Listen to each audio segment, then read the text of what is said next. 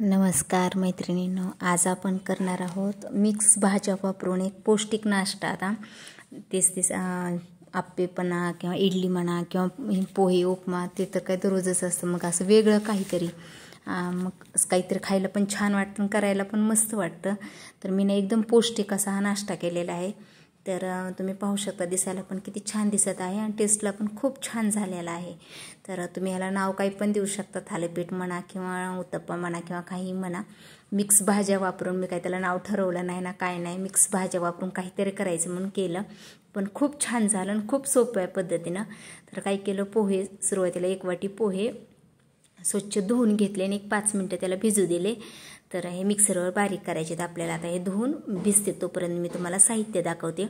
तर आता इथं ना लागल तसं आपण पाणी आणि बेसन पिठाचं प्रमाण लागल तसं वापरणार आहोत. आता मी घेतले तोपर्यंत अर्धी वाटी, 1 वाटी पोहे, अर्धी वाटी बेसन पीठ, अर्धी वाटी दही, तेल, मीठ, हळद, गरम मसाला, धने जिरे पूड आणि लाल तिखट. तर तुम्ही लाल तिखटाऐवजी हिरवी मिरची वापरू शकता आणि तेल आपण परत करताना आपलं लागल तसं पण वापरू शकता. आणि बेसन पीठ पण बाइंडिंग पाहून नंतर बेसन पीठ पण वरून आणखीन वापरू शकतो. तर कांदा, टोमॅटो, कोथिंबीर, गाजर किसून घेतले आणि पत्ताकोबी घेतलाय. तर आता आपण भाज्या किती घेतल्यात ना त्याच्यावर बेसन पिठाचं प्रमाण राहतंय. म्हणजे आता मी काही मोजलेलं नाही, पण आपल्याला करताना जर ते बाइंडिंग नाही व्यवस्थित आलं तर आपण आणखीन वरून त्याला बेसन पीठ वापरू शकतो. तर आता सुरुवातीला फक्त तोपर्यंत अर्धी वाटीच घ्यायचं. तर पोह्याबरोबर बारीक करण्यासाठी. तर आता 1 वाटी पोहे स्वच्छ धुवून थोड्या वेळ 2-3 मिनटं आपण भिजू दिले त्याला. आणि आता हे मिक्सरच्या भांड्यात काढून घेऊ आणि याच्यातच बेसन पीठ, दही टाकून हे मिक्सरला फिरवून घेऊ, थोडंसं पाणी टाकून. तर आता हे मिक्सरला फिरवू आपण. त्यात बेसन पीठ आणि दही पण टाकून घेऊ.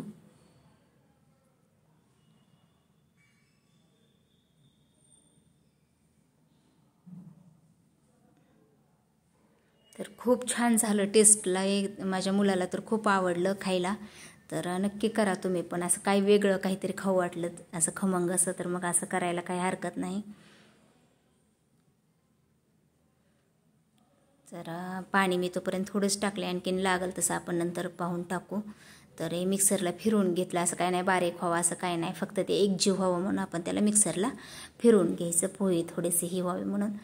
तर थोडं पाणी कमी टाकून तुम्ही एकदम त्याला गाळ पण करू शकता, पण मी तसं काय नाही वाटलं मला. पोहे काय राहिले तर चांगलेच आहेत असे थोडे थोडे. तर आता हे विसळून घेते आणि आता याच्यात आपण, आता हे पातळ दिसते पण भाज्या टाकल्यास हे नंतर होतेच घट्ट. पण बेसन पीठ आणखीन लागल असं मला वाटतंय, कारण बाइंडिंग येणार नाही, आपल्या भाज्या भरपूर आहेत म्हणून. नंतर आणखीन अर्धी वाटी बेसन परत आणखीन टाकणार, पाहते परत कसं होतंय ते. तर सर्व भाज्या टाकून घेते, मसाले टाकून घेते, मिक्स करते आणि नंतर पाहते.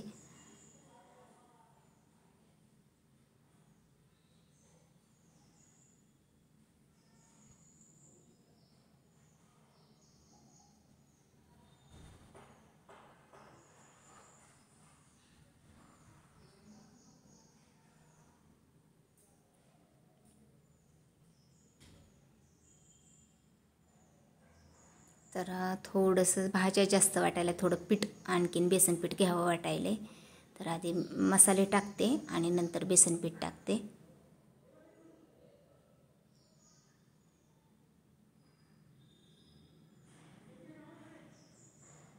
हळद टाकली, गरम मसाला, धने जिरे पूड,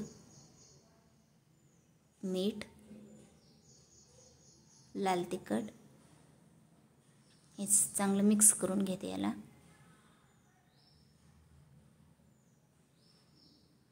तर थोडंसं बेसन पीठ टाकते आणखीन. तर मग अशी आपण अर्धी वाटी टाकलं होतं, आता अर्धी वाटी घेतले, पण त्यातलं निम्म आधी टाकून पाहते मिक्स करून कसं वाटतंय ते.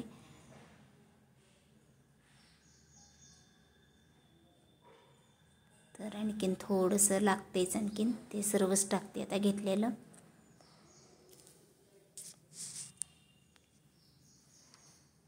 तर बरोबर 1 वाटी पोहे, 1 वाटी बेसन पीठ, अर्धी वाटी दही आणि पाणी 1.5 वाटी लागलं आपल्याला.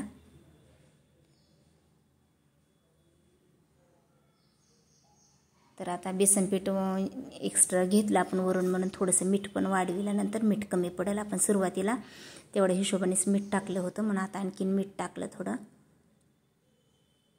तर आता झाले बरोबर असं.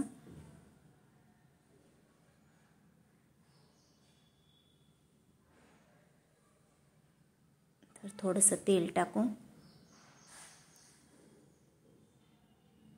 तवा चांगला गरम करून घ्यायचा आणि आता सुरुवातीला छोटंसंच करून पाहते मी उलटत आहे का नाही ते पाहण्यासाठी, कारण बेसन पीठ जर कमी पडलं तर असं उलटणार नाहीत भाज्या जास्त झाल्यामुळे, ते असं पलटी करताना तुकडा पडेल त्याचा.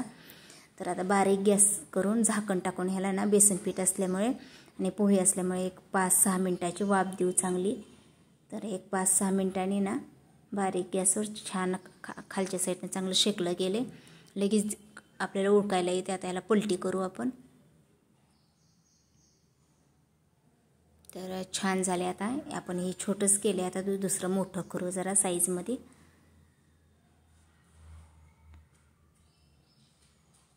तर मग कसं वाटलं तुम्हाला हा नाश्ता वेगळा काहीतरी ते नक्की सांगा. आवडला असेल तर व्हिडिओला लाईक करा, शेअर करा आणि कमेंटमध्ये नक्की सांगा.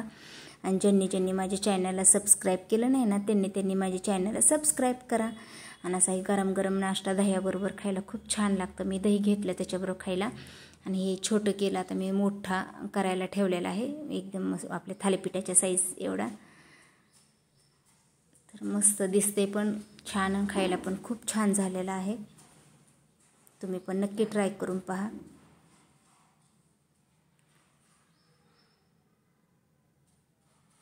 ती मोठी साईज केली नंतर ही पण खूप छान झाली.